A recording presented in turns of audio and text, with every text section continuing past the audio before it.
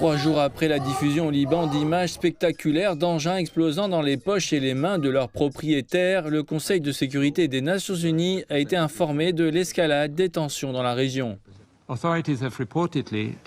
Les autorités auraient démantelé des engins non explosés dans des universités, des banques et des hôpitaux.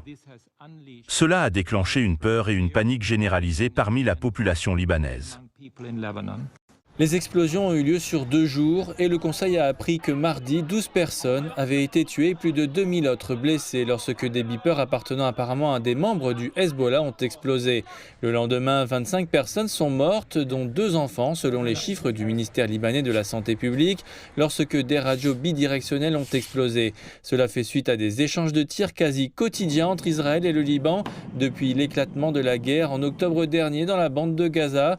Bien que les attaques soient largement attribuées à Israël, le gouvernement du pays reste silencieux. Le risque d'une nouvelle expansion de ce cycle de violence est extrêmement sérieux et constitue une grave menace pour la stabilité du Liban, d'Israël et de l'ensemble de la région.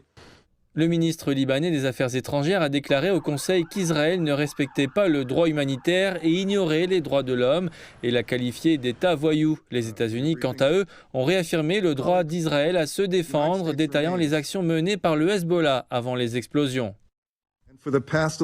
Au cours des 11 derniers mois, le Hezbollah a continué à bombarder les communautés du nord d'Israël, presque quotidiennement, toujours en soutien au Hamas et à la campagne plus large de l'Iran visant à menacer Israël.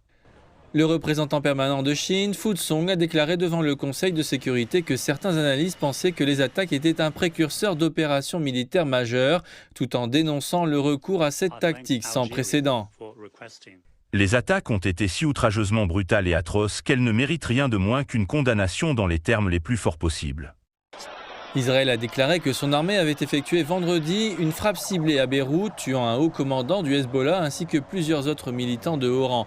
Et ce, malgré les appels de plus en plus nombreux à une désescalade de la violence émanant directement des Nations Unies.